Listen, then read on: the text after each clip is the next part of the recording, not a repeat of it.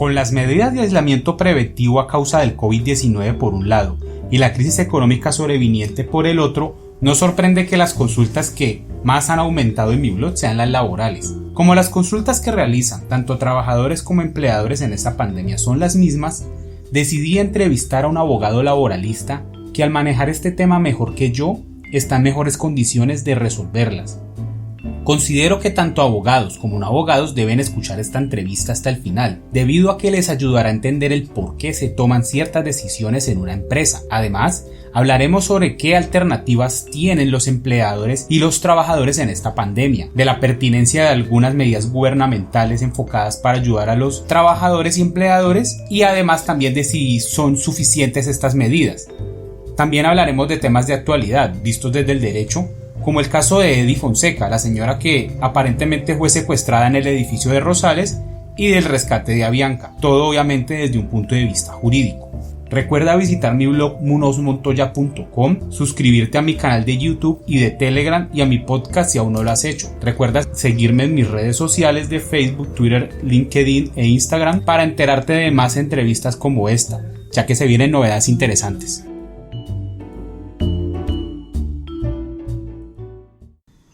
Bueno, en este momento vamos a comenzar entonces la entrevista con el doctor Carlos Felipe Moya. Él es un abogado laboralista, quien hoy nos acompaña para responder algunas de las inquietudes más comunes que se están presentando en el derecho laboral y el COVID-19. Doctor Carlos, es un placer tenerlo hoy aquí en este podcast. Doctor Juan Carlos, muy buenas noches. ¿Cómo está? Muy bien, doctor, muy bien, gracias.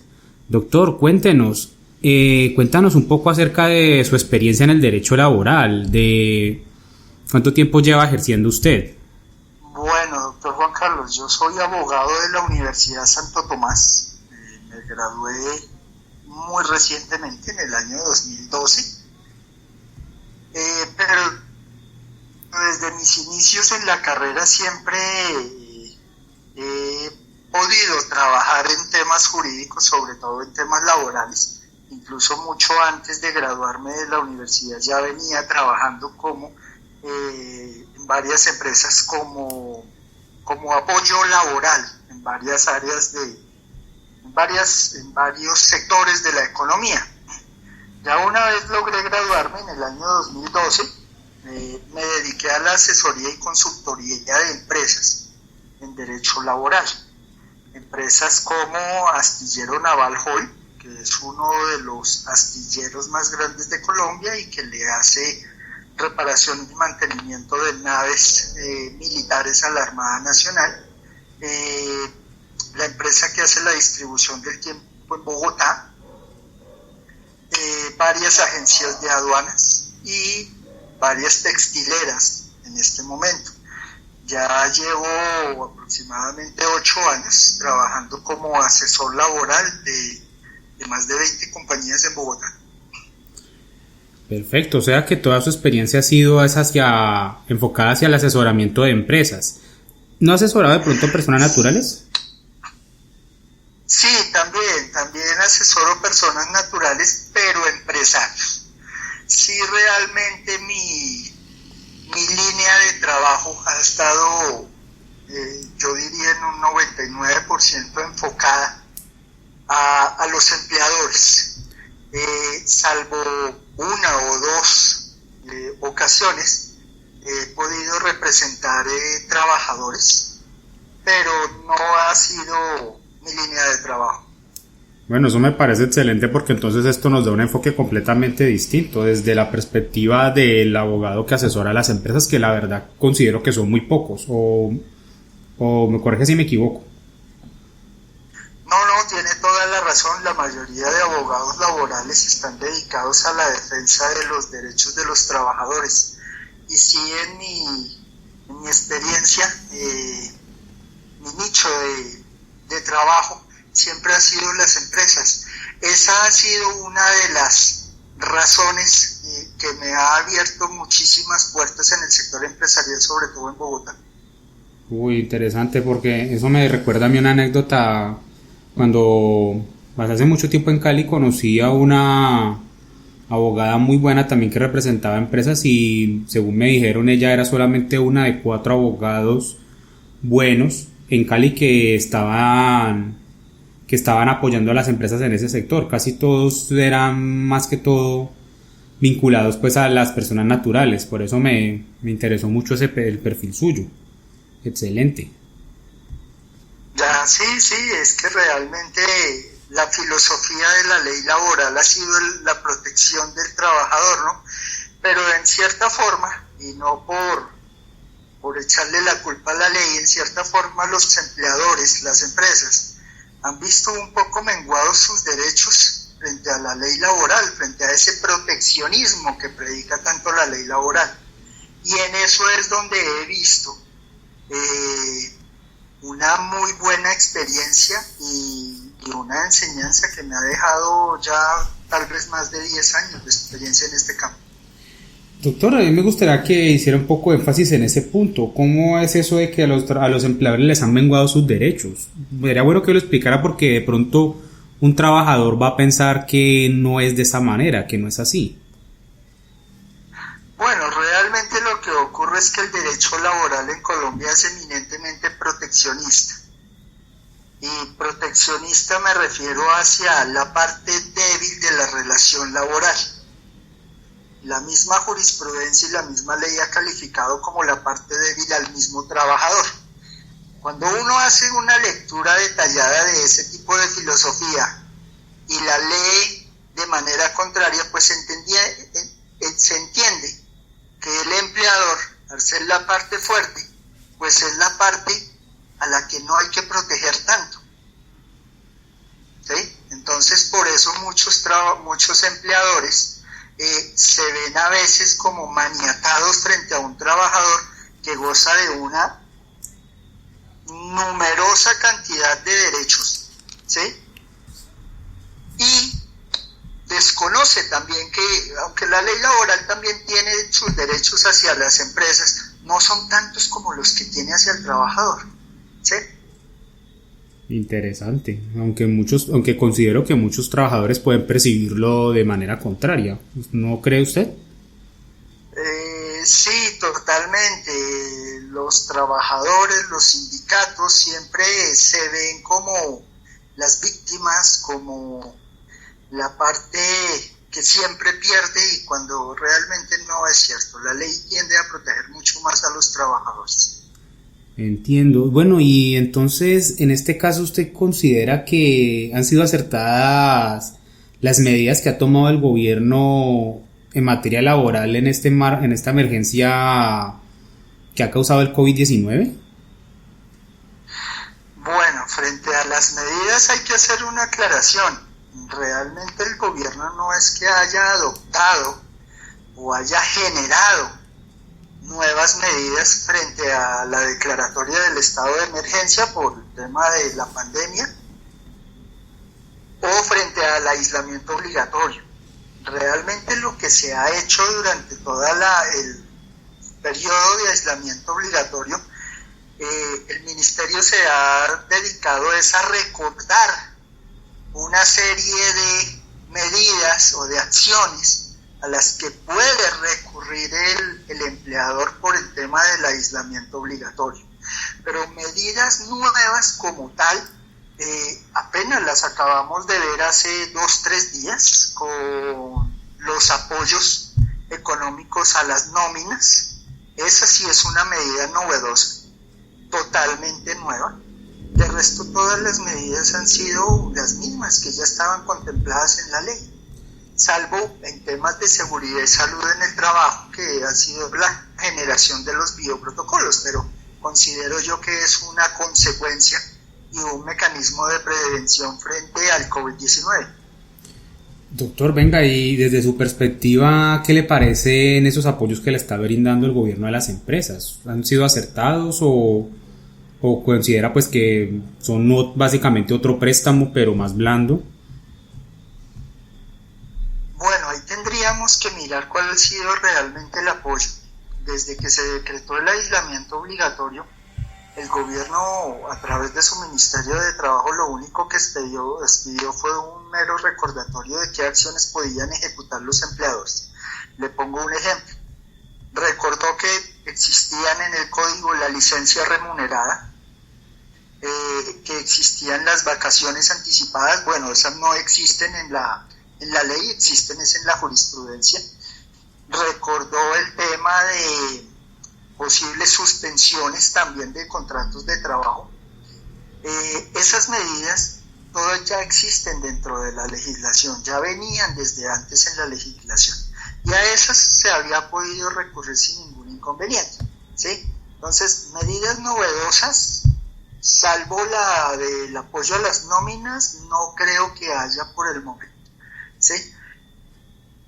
Si actuó bien, si actuó mal, pues estamos todos ante una situación eminentemente nueva, eminentemente diferente a cómo venía funcionando la economía de manera normal, lo que nos obliga a adoptar situaciones de cambio, y dentro del marco de esos cambios tenemos que regirnos con la legislación que existe, ¿sí?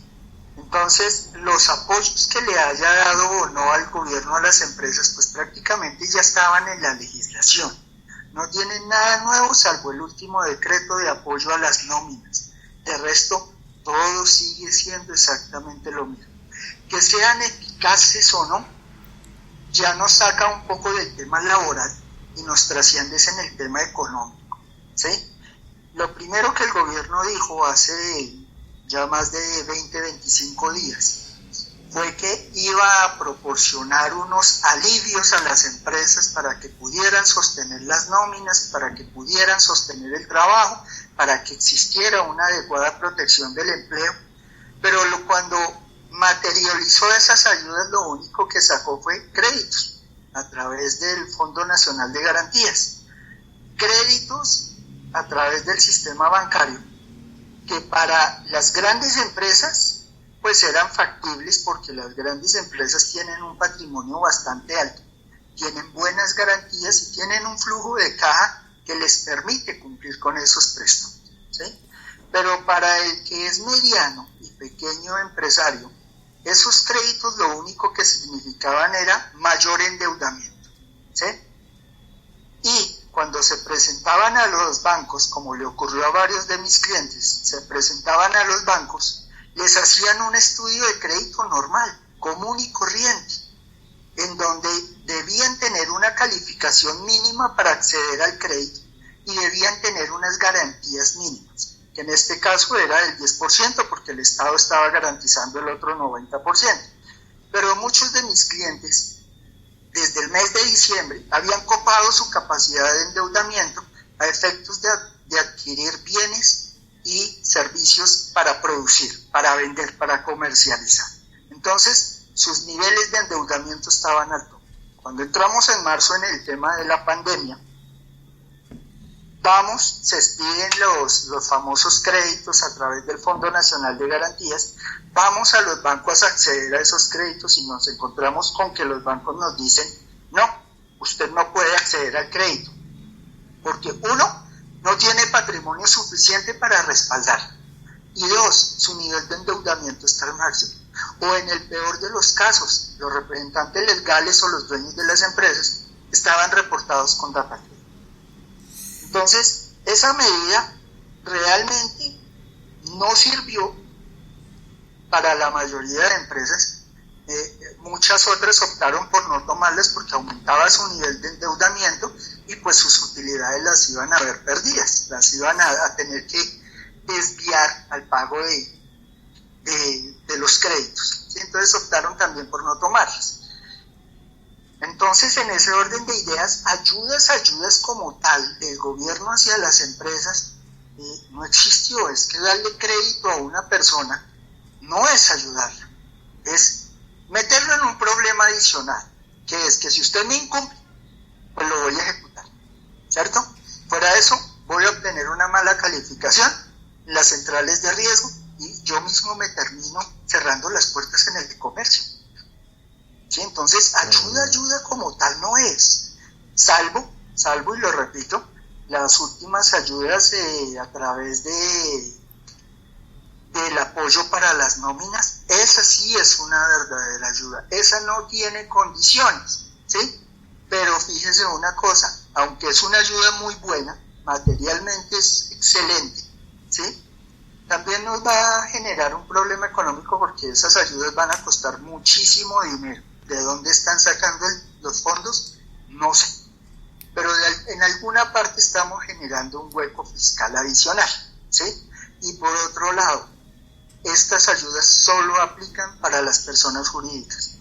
Y en Colombia tal vez un 15-18% de los empleadores en Colombia son personas naturales. ¿Qué pasa con las personas naturales que actualmente pueden tener hasta 50 trabajadores? No pueden acceder a esas ayudas, ¿sí? Entonces ahí dejamos un sector por fuera de la posibilidad de esas ayudas. De hecho, eso tiene que ver mucho con la crítica que le hacían a la vicepresidenta Marta Lucía Ramírez, que justamente le dijo a las personas que si querían las ayudas, pues que se fueran a la Cámara de Comercio y se formalizaran, que así fuera por poquito, pues que lo iban a poder hacer y que finalmente iban a poder recibirla. Eso en lo personal me parece inconveniente. ¿Usted qué opina, doctor? Yo creo que ahí hay un problema de términos, porque no necesariamente por el hecho de figurar en la Cámara de Comercio se genera empleo formal. Le voy a poner un ejemplo. Tengo un cliente que es persona natural, actualmente es del sector de la manufactura, actualmente tiene más de 60 empleados, pero es persona natural y está inscrito en la Cámara de Comercio. Entonces, eso de que usted figure en Cámara de Comercio significa empleo formal. No creo que el término esté bien utilizado en ese sentido, ¿sí? El empleo informal es otro tipo de empleo, pero no es un requisito para ser formal estar en la Cámara de Comercio, ¿sí? Entonces no hubo tal vez precisión por parte de la vicepresidenta en la utilización del término. Increíble. Bueno, doctor, pero este tipo de apoyos a la nómina no han llegado un poco tarde ahora que se han informado acerca de despidos masivos por el tema del COVID-19. ¿Usted qué opina acerca de esos despidos, por cierto? Pues le cuento que despidos masivos como tal aún no estaba enterado. Aún ninguno de mis clientes ha llegado a hacer despidos masivos. Sí, en varias empresas acudimos a la figura de la licencia no remunerada o a la suspensión de los contratos de trabajo dentro de las condiciones que establece la ley para ello. Despidos masivos como tal hasta el momento no me he enterado. Supe de Avianca que ayer entró en un proceso de reorganización en los Estados Unidos, pero hasta el momento no he conocido despido masivo. Buena precisión. Bueno, pero usted acaba de mencionar algo muy importante y es la suspensión del contrato laboral. Diferentes medios de comunicación han mostrado esta figura como un aspecto negativo, pero sin embargo hace parte de esos pocos derechos que tienen los empleadores garantizados en el Código Sustantivo de Trabajo. ¿Existe entonces algún impedimento legal que le impida a un empleador acceder a esa figura? Pues realmente no. Desde que se decretó el estado de emergencia, yo he estado muy pendiente de los decretos que ha expedido la presidencia y los diferentes ministerios. Ninguno de los decretos expedidos por el gobierno nacional ha ordenado la suspensión de las leyes con las que nos veníamos rigiendo antes de la declaratoria del estado de emergencia, incluso antes de la pandemia que empezó a promulgarse a nivel mundial desde el mes de enero, ¿sí? Ninguna de las normas ha suspendido los artículos del Código Sustantivo del Trabajo, ¿sí? Al no suspender ninguna de las normas, se entiende que todas continúan vigentes. Fue por eso que el Ministerio de Trabajo en 2 o 3 circulares emitió unas recomendaciones haciendo un breve recorderis de a qué posibilidades podíamos acudir en el Código Sustantivo de Trabajo, ¿sí? Entonces, todas las normas se encuentran vigentes. En ese orden de ideas, doctor. En ese orden de ideas, ¿sí? Continúe, doctor, lo escucho. Sí, gracias. En ese orden de ideas, si todas las normas se encuentran vigentes, pues no podemos impedirle o bloquear a ninguna empresa ni a ningún colombiano para que ejecute las mismas normas que, como le digo, se encuentran totalmente vigentes, ¿sí? La suspensión del contrato de trabajo viene estatuida desde hace muchísimos años. No se usaba mucho. Anteriormente no se usaba mucho, se usaba muchísimo, era en periodos de crisis estacionales por parte de algunas empresas, ¿sí? Era una figura no muy recurrida en mi concepto, y ahorita durante el tema del aislamiento obligatorio pues se volvió muy común, se volvió muy famosa, y muchas personas que no tenían el flujo de caja suficiente para sostener las nóminas durante un mes o más, pues se vieron obligadas a recurrir a esa medida. Claro, para implementar esa medida de suspensión, la ley tiene unos requisitos especiales, desde la ley 50 del 90, y hay que cumplir con esos requisitos, eso es todo. Pero en mi concepto es totalmente legal hacerlo. Sí, hay un tema de solidaridad. También reconozco que durante los primeros días del aislamiento obligatorio se presentaron unas acciones de tutela, más concretamente una en Bogotá y una en Cartagena, y estos juzgados emitieron unos fallos ordenándole a los empleadores suspender o dejar sin efectos jurídicos las suspensiones decretadas por los empleadores. Pero cuando uno revisa esos fallos también se da cuenta que ellos emiten el sentido de los fallos es con un carácter sentimental, con un tema de corazón, con un tema de solidaridad.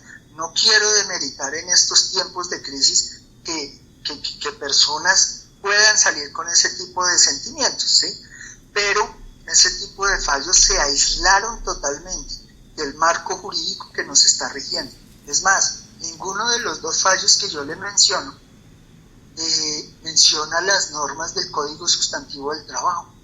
Simplemente se remiten a las normas de la Organización Mundial de la Salud, a unas normas de la OIT, y dejan a un lado las normas del Código Sustantivo del Trabajo como si hubieran sido derogadas, eliminadas, suspendidas, ¿sí? Imagino que esos fallos ya fueron impugnados y de pronto ya fueron corregidos. Después de que salieron esos dos fallos que le comento en Bogotá y en Cartagena, ya los jueces a nivel Colombia, hay un fallo de Villavicencio, ya hay varios de Bogotá, hay otro también en la ciudad de Cartagena, de otro juzgado, que ya se ciñen mucho más a la norma, mucho más a la ley, reconocen que las recomendaciones del Ministerio de Trabajo son apenas una sugerencia, no son una imposición, ¿sí? Y se refieren a las normas que aún se encuentran vigentes del Código Sustantivo de Trabajo. Es más o menos así. Bueno, pero finalmente las recomendaciones de la OIT no hacen parte del bloque de constitucionalidad y un juez de tutela no puede basarse en ellas. Sí, en eso tienes toda la razón, hacen parte del bloque de constitucionalidad, pero cuando uno analiza una norma del bloque constitucional tiene que analizarla también armónicamente con el derecho sustantivo, ¿sí? No podemos desagregar las normas, entonces las normas de la OIT van de la mano con el derecho sustantivo. Buena precisión. Doctor, pero bueno, ¿cómo le explicamos entonces a un trabajador que ha perdido su empleo por el tema del COVID? Bueno, no lo ha perdido, digamos que le aplicaron la suspensión del contrato laboral y él lo ve como algo negativo, como este trabajador ahorita me vino a fregar pues en el momento de la cuarentena, mire que tengo que pagar las cuentas. ¿Qué le decimos usted que asesora a las empresas a este trabajador en este momento? Vean, lo primero que yo les diría es que no estigmaticemos las acciones contenidas en el Código Sustantivo del Trabajo. El tema de la suspensión aparte de que es un alivio para el empleador de manera temporal y de tipo económico, también se convierte en una medida de protección del empleo. ¿Por qué? Porque es que la suspensión del contrato de trabajo no termina el contrato de trabajo, ¿sí? Simplemente suspende algunas obligaciones que tiene el empleador con sus trabajadores. Una de esas obligaciones es el pago del salario.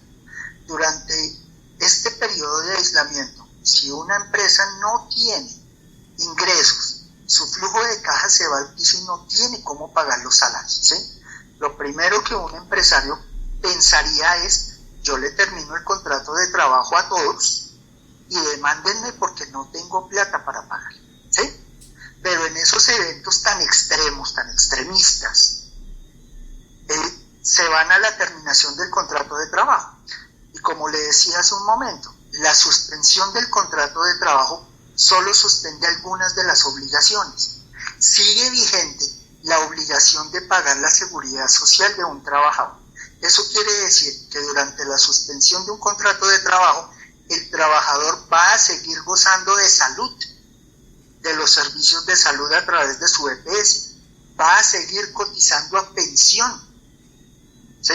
Y va a seguir, bueno, en este caso no hay pago de salario, pues no habría pago de caja de compensación, pero sigue afiliado a la caja de compensación y sigue accediendo a los servicios que presta la caja de compensación, ¿sí? Entonces, notemos que la suspensión permite que el empleador siga pagando la salud de los trabajadores, que tal vez es el ítem más importante, ¿sí?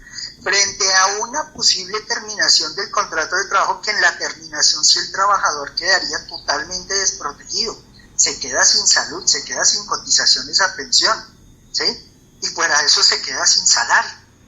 Entonces, no podemos estigmatizar la suspensión como una medida contraria a los derechos del trabajador. Yo pensaría que tiene de ambas partes. Tiende a proteger el empleo porque no ha despedido al trabajador, no hay terminación del contrato, y tiende a colaborarle también al empresario para que en un tiempo pueda recuperar sus finanzas, pueda recuperar su economía y continuar ejecutando el contrato del trabajo.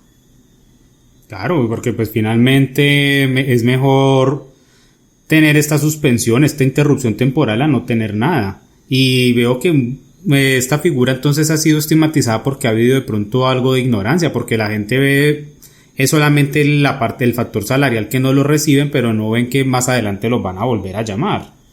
Y estoy de acuerdo con usted. Sí, es una medida muy recíproca de apoyo entre trabajador y empleador.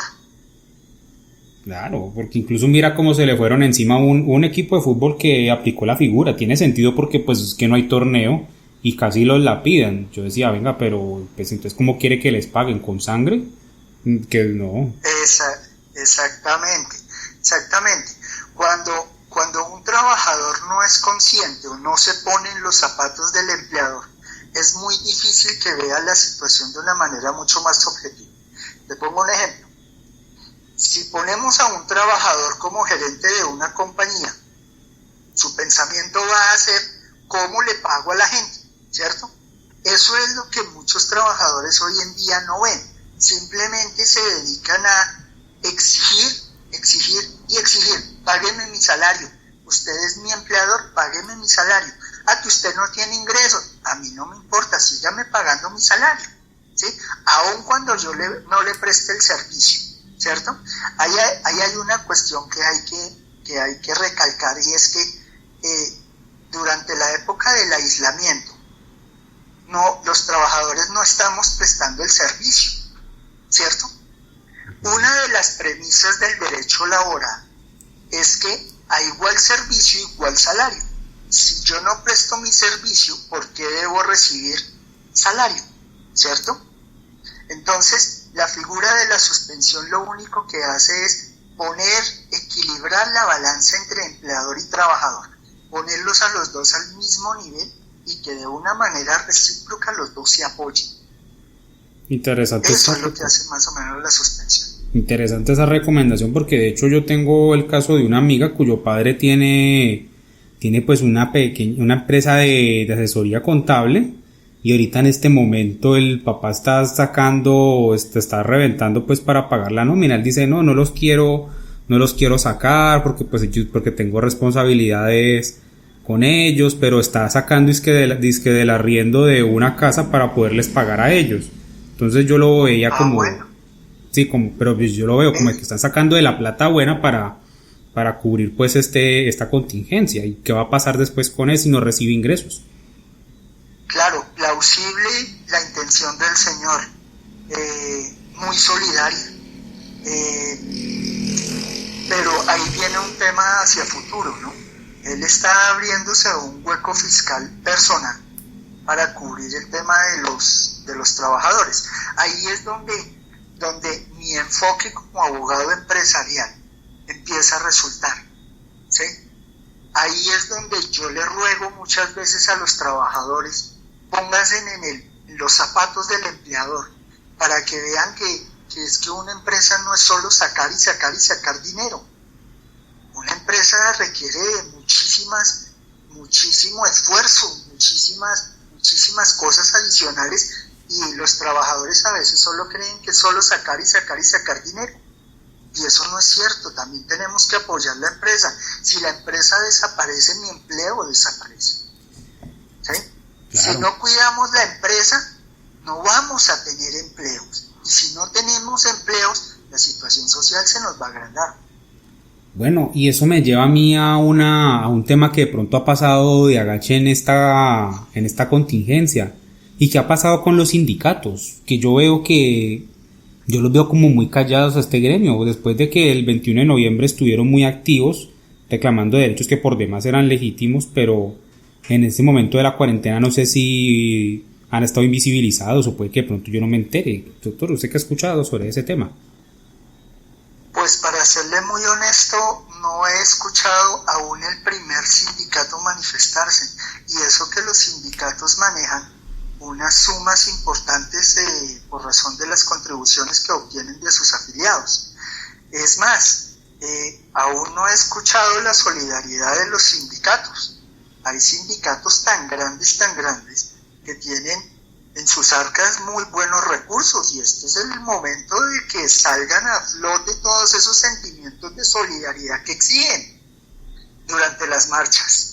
Es que justamente todos los derechos que exigen deberían ellos también ponerse en la camiseta de los empresarios para apoyar a los trabajadores.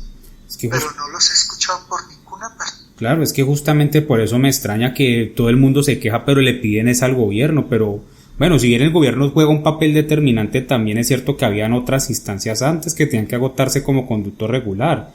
Y una de esas eran los sindicatos, que vale aclarar lo que muchos se acabaron justamente por toda esta satanización que hubo hace un tiempo de que acababan las empresas. Pero si todavía fueran fuertes, asumo pues desde mi poco conocimiento del derecho laboral, tendrían que estar apoyando a los trabajadores en este momento, así fuera con mercados. Claro. Sí, así fuera con pequeñas cosas, mercados, apoyo social, apoyo psicológico. Hay muchas personas que sufren mucho con el tema del encierro, con el tema del aislamiento. Ellos pueden prestar otro tipo de servicios dentro del marco de los sistemas de gestión en seguridad y salud en el trabajo. Ellos pueden prestar algún tipo de apoyo también conforme a los protocolos de bioseguridad, exigir el cumplimiento, verificar su cumplimiento, ¿sí? Ellos pueden tener otro tipo de participaciones, pero no lo han hecho hasta el momento. Sí, están como invisibilizados. Bueno, doctor, pasemos a otro tema de actualidad. ¿Qué opina usted del caso de la señora Eddy Fonseca, la vigilante en Rosales que tenían esclavizada? ¿Qué opinión le merece usted ese caso? Bueno, yo creo que hay que ser muy cautelosos, cuidadosos con los juicios de valor que vayamos a emitir. Yo no conozco a fondo el tema, pero sí hay cosas en las manifestaciones o en las declaraciones que se han hecho en medios que me dejan entredicho varias cosas, de si realmente ahí lo que ocurrió fue un posible secuestro o estaríamos frente a temas de esclavitud por efectos de necesidad, por temas de necesidad, o si realmente hay un constreñimiento, una obligatoriedad, una exigencia que se convierta en algo de carácter obligatorio, ¿sí? Hay varias cosas que a mí me dejan en duda. Le pongo un ejemplo. A ver.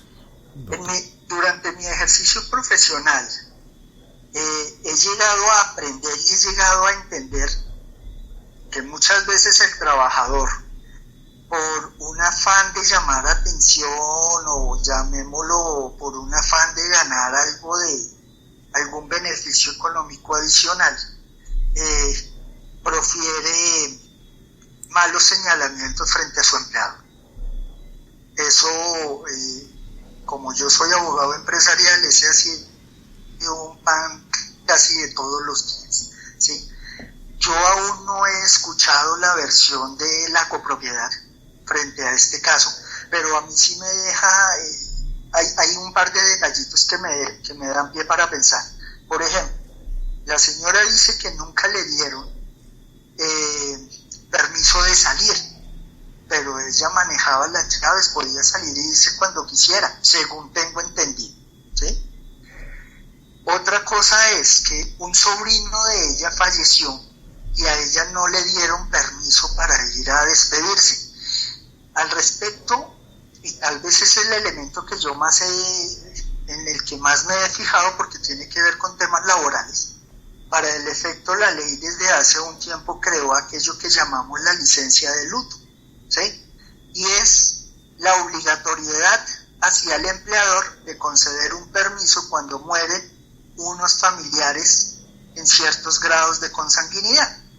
Revisando la norma, me encontré que los sobrinos no están contemplados dentro de la licencia de luto. Entonces, mal haría yo en calificar a un empleador que no le dio permiso a una señora para ir al sepelio de su sobrino, cuando la ley no lo obliga a hacerlo. Entonces, ¿qué pasa? Si leemos la ley en sentido inverso, entendemos que si no está obligado a dar el permiso, se vuelve facultativo o potestativo del empleador, ¿cierto? En este caso, como el sobrino no está contemplado en la licencia de luto, perfectamente y de manera legal, el empleador puede negar el permiso y no está incurriendo en una ilegalidad, ¿sí? Entonces, he visto en televisión que varios medios han hecho mucho énfasis en que es que no le dieron permiso para ir al sepelio del sobrino, pero es que la ley dice otra cosa, ¿sí? Entonces, por eso le decía yo al comienzo, hay que tener mucho cuidado con los juicios de valor, además porque la copropiedad no ha emitido ningún comunicado, no ha contado su historia, y hay cosas de las que yo preferiría primero enterarme y conocer las dos versiones de la historia. Bueno, es buen punto, aunque ya despojándonos un poco del aspecto legal, yo considero que ha sido una crueldad que no le dejaran ir así sea estar media hora en el entierro, ¿no cree usted? Porque pues si hay un tema emocional, moral ahí que es fuerte y que en épocas de pandemia pues todavía se agudiza más, porque pues todos estamos confinados y a la gente le da pues pesar que se cometan ese tipo de barbaridades. Sí, yo entiendo esos sentimientos de un poco de tristeza. La pérdida de un ser querido es algo bastante fuerte y bastante emocional para cualquier persona, pero también entiendo que a veces exista la necesidad del servicio para un empleador, ¿sí? No quiero de eso dejar a un lado la parte humana también del derecho laboral como tal, sí, pero no sabemos cuáles fueron los motivos, las razones que tuvo el empleador para haberle negado el permiso, aunque no estaba obligado por ley. No, fíjese que en ningún momento hemos conocido cuáles hayan sido los motivos, ¿sí? Le voy a poner un ejemplo. Para nadie es desconocido que la mayor parte del barrio Los Rosales es habitado por personas de la tercera edad, Para nadie es desconocido ese tema, ¿sí? Yo no conozco el edificio, yo no conozco la ubicación, no conozco las condiciones en las que vivió la señora, ¿sí? No conozco las consecuencias, las afecciones en su salud que tuvo, pero no podemos aventurarnos a emitir juicios de valor desprestigiando o descalificando ciertas actuaciones sin conocer esa versión.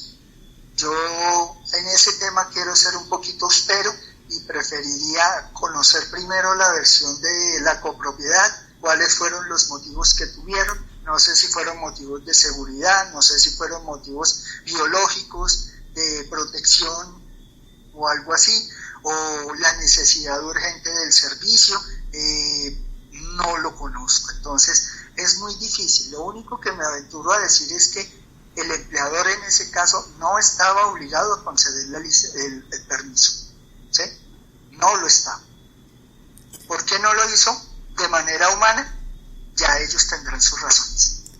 Bueno, hay que hacer de pronto una aclaración de pronto para los que no son de Bogotá. El barrio Rosales es un sector muy acaudalado que uno ve cuando está pasando por... Bueno, yo no soy de Bogotá, pero pues las veces que he pasado, tú pasas por una avenida y ves pues todos estos apartamentos opulentos y se nota pues es un sector montañoso hacia los cerros orientales de Bogotá. Sí, es un estrato 6, es de los más altos en Bogotá, son edificios muy grandes, pero la población residente ahí generalmente es de la tercera edad. Claro, ese es un aspecto importante, aunque finalmente la gente va a verlo como, bueno, pero estos tipos son ricos, le puedan pagar a la señora mejor, lo hubieran dejado ir, no se iban a morir.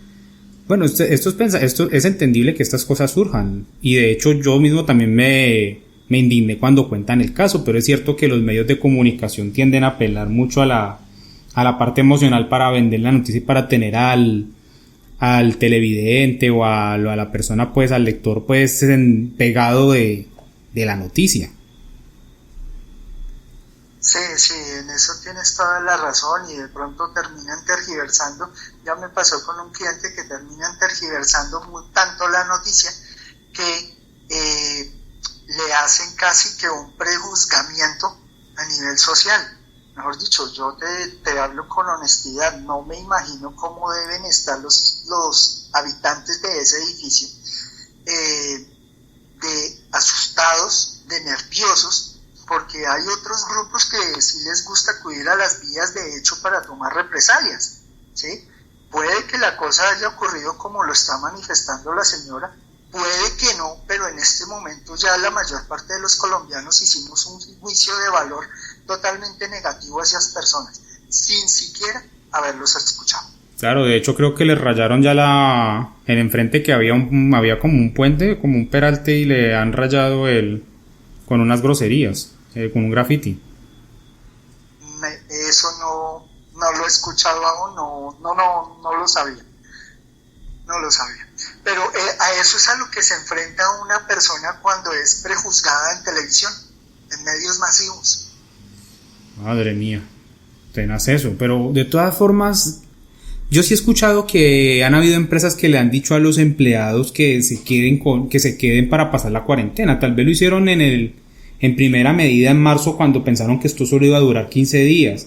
Se ve, por ejemplo, casos de call centers, de fábricas pues de alimentos, que a pesar de las órdenes del gobierno quisieron seguir trabajando y los dejaban entonces literalmente viviendo en la empresa. En esos casos, si bien es cierto que los trabajadores aceptaron voluntariamente quedarse, ¿a qué tendrían derecho? Porque pues yo, como le digo, no me especializo mucho en el derecho laboral, pero en primera medida diría, tienes que pagarle las horas extras, porque todo el tiempo fuera de la jornada laboral causaría horas extras, incluyendo si están viviendo en la misma empresa. Claro, pero fíjate una cosa, en Colombia el tema de la vivienda para un trabajador es totalmente legal, ¿sí? El tema de que una persona viva en su sitio de trabajo es perfectamente legal. Pasa con muchísimos vigilantes, pasa muchísimo aún con los que llamábamos los porteros de los edificios en barrios tradicionales, que no son contratados a través de empresas de vigilancia, sino que es una portería propia y la persona vive en su mismo lugar de trabajo. Pasa que es muy común con las empleadas del servicio doméstico, que viven en su lugar de trabajo. Pasa con los conductores de familia, pasa con los cuidanderos de finca, pasa con los jardineros, ¿sí? Pasa en obras civiles, pasa en obras de hidrocarburos, en explotaciones. Has escuchado que hay personas que se quedan viviendo en los campos de trabajo durante 21 días, o 18, o 17, o 16 días, o 14 días, que es el más común, ¿sí? Pasa muy a menudo. Entonces, el hecho de que una persona esté viviendo en su sitio de trabajo no es algo ilegal, no es explotación laboral, no es esclavitud, no es un secuestro, ¿sí? Primero, obviamente tiene que mediar el permiso, la autorización del trabajador, ¿sí? La aceptación de esas condiciones laborales, ¿sí? Segundo, como tú dices, cuando la jornada laboral se extiende a más de 8 horas, pues debe existir el reconocimiento y pago de horas extras, horas nocturnas, dominicales trabajados, que se compensan de una manera diferente, los días compensatorios en caso de que no tenga descanso durante la semana, entonces debe haber la compensación de ese día compensatorio. Todas esas situaciones pasan, ¿sí? En el caso de la señora, no pienso que haya sido un secuestro porque la señora tenía las llaves de la puerta. Entonces, no creo que haya sido confinada o encerrada contra su voluntad, como lo establece el Código Penal, ¿sí? Entonces, no sé, ahí hay unos vacíos entre esas declaraciones que a mí me dejan para pensar de que necesitamos obligatoriamente que escuchar a la contraparte. Ahora, me pregunta respecto de la legalidad frente al tema de que una persona vive en su lugar de trabajo. Es perfectamente viable, es perfectamente legal, incluso se utiliza a nivel mundial. Recordamos el caso de China, de Corea, las grandes empresas le suministran el alojamiento a sus trabajadores. En el caso colombiano, Ecopetrol en sus campos de trabajo le suministra el alojamiento a sus trabajadores, ¿sí? En obras civiles, en obras de construcción, sobre todo en puntos muy apartados de la geografía colombiana, los constructores, las empresas constructoras se ven obligadas a mantener al personal en su mismo sitio de trabajo y le suministran el alojamiento, la alimentación, absolutamente, ¿sí? Claro, hay unas condiciones para prestar ese tipo de alojamiento, más ahorita en temas de pandemia, de estado de emergencia. Tenemos que tener unos bioprotocolos de seguridad bien implementados, pero eso ya hace parte del sistema de gestión de seguridad y salud en el trabajo. Bueno, pero entonces, obviamente, dentro de esos protocolos, dormir en un sofacama podría considerarse una violación a los mismos o seguiría siendo parte de esos derechos. Esas condiciones de vivienda son las que hay que verificar. En ese tema sí tienes mucha razón. Escuché por televisión que la señora estaba durmiendo en un sofá. No sé quién era la señora, pero sí me parece que es una persona mayor, de tercera edad, que debe tener unas condiciones especiales para mantener su alojamiento en su lugar de trabajo, ¿sí? Todo eso debe hacerse en compañía del sistema de gestión. ¿Por qué? Porque es que el sistema de gestión en seguridad y salud en el trabajo incorpora unos elementos que te permiten dilucidar cómo son las condiciones en las que debe vivir una persona. Por ejemplo, una persona con un problema de espalda no puede dormir en un sofá-cama, no puede dormir en un colchón dañado, ¿sí? Necesita unas condiciones especiales, pero eso te lo evidencia el sistema de gestión en seguridad y salud en el trabajo. Así como la señora ha narrado las cosas, yo pensaría que la copropiedad, me aventuro a decirlo, no tenía su sistema de seguridad y salud en el trabajo. Casi nunca lo tienen. Pues eso, me refiero a estos tipos de edificios que son pues pequeños, menos que debe ser poquitos residentes y... Estos edificios tradicionales no suelen tenerlos. Los que sí están ya muy comprometidos con el tema son los grandes conjuntos, los conjuntos residenciales que por cierto también tienen una contribución de administración bastante alta, y esa economía les permite también tener una persona que les cubra el riesgo laboral, ¿sí?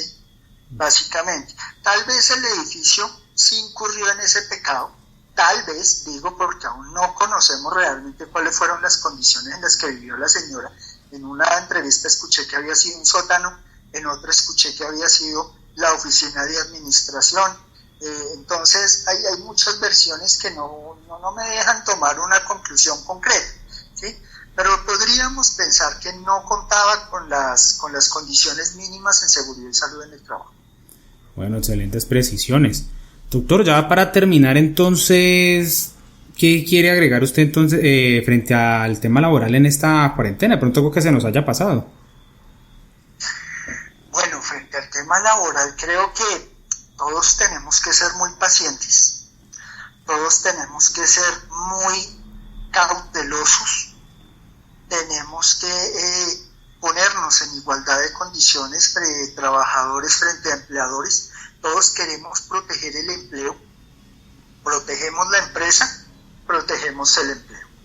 Entonces, a todos nos toca también hacer un poquito de sacrificios para que una vez levantado el aislamiento obligatorio, podamos retornar a nuestros empleos, a nuestra economía, a nuestras finanzas. No lo vamos a hacer en las mismas condiciones en las que entramos. Eso téngalo por seguro. No vamos a volver a la misma economía en un buen tiempo, ¿sí? Por eso yo le pido a los trabajadores que antes de atacar a su empleador o a decirle que es injusto o que no es solidario, miremos en qué condiciones están. Y también le pido a los empleadores que tienen las posibilidades que sean un poquito más solidarios con sus colaboradores y los apoyemos en todo lo que necesiten. Pues doctor, básicamente sería eso. Pues doctor, me pareció una excelente entrevista, le agradezco mucho haber participado en este programa. Me gustaría que me indicara dónde podrían contactarlo las personas que de pronto estén interesadas en su servicio, sean empleadores o sean trabajadores. Claro, estoy en Facebook, tengo una página jurídica, netamente jurídica, aparezco como Moya Felipe. En Instagram estoy como Felipe Moya 42, @Felipe Moya 42, y a mi número de celular 320-473-7444. Vale, doctor. Esos son mis datos de contacto. Últimamente y con ocasión de la pandemia, pues he ofrecido servicios gratuitos a trabajadores. Me han contactado de Medellín, de Turbo Antioquia, de Santa Marta. Me han contactado bastantes personas en busca de ayuda, de aquí de Bogotá también, varias personas en busca de ayuda, y he tratado de colaborarles en lo que más he podido. Generalmente han sido poblaciones bastante vulnerables, pero he tratado de colaborarles en lo que más se pueda, y con mucho gusto les colaboro. Vale, doctor, me parece excelente. Bueno, doctor, no siendo mal, le agradezco mucho por su acompañamiento.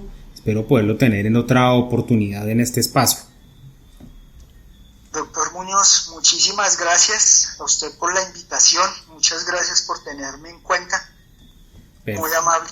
Vale, perfecto. Ese ha sido el doctor Carlos Felipe Moya, abogado especialista en Derecho Laboral.